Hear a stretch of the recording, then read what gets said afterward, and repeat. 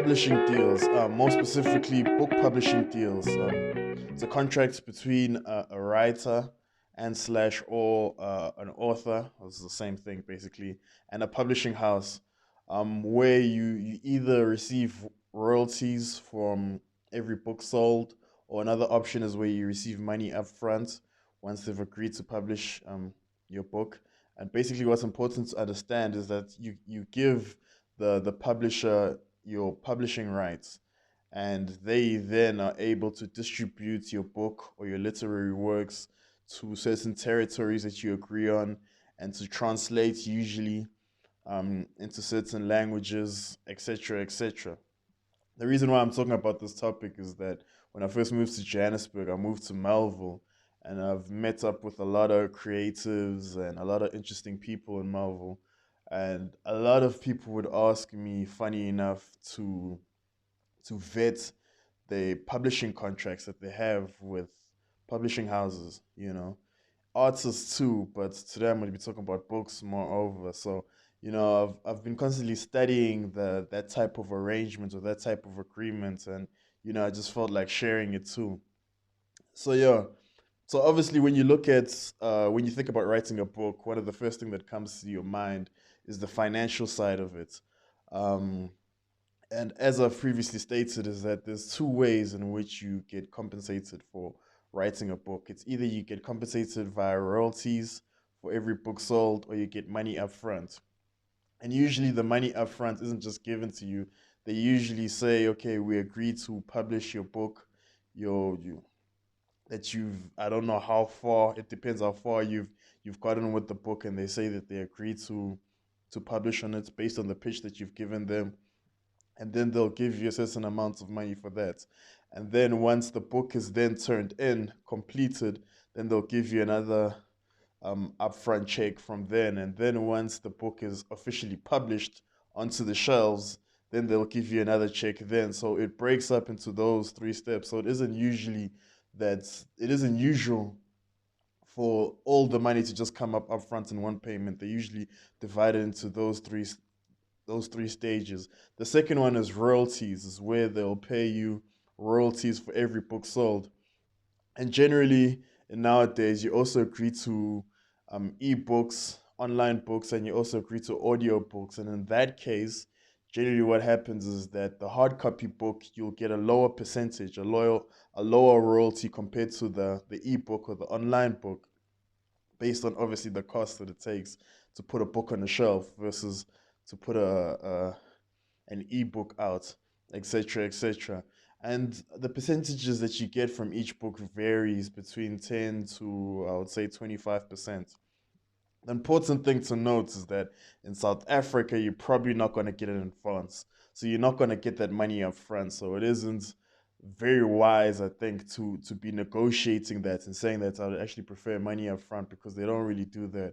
I kind of think because we don't have a big reading culture here in this country, and maybe once we do get to that point, then they'll start giving us money up front. But I think if you more of established author, that's when they start looking at giving you money up front and all those types of things. But if it's your first book, and you're not an exceptional case where it's almost like known that your book is gonna sell, you can actually, here in South Africa, forget about, no matter how good the book is, forget about getting money up front.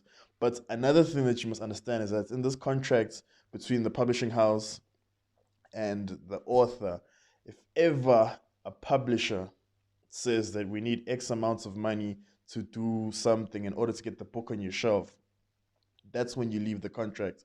That's when you know, almost a red flag, that it's not a legitimate contract. The publisher carries all costs in the publishing agreement, or agreement that they have with the author. So as soon as the publisher starts asking for money to do certain things, that's when you start growing wary. Oftentimes publishers ask for money to translate into different translations, or different versions or whatnot. That's something that can be discussed. But for the original publication, never, ever ask for money up front. And if they do ask for money from you to execute something, then you know it's a red flag and you need to step away.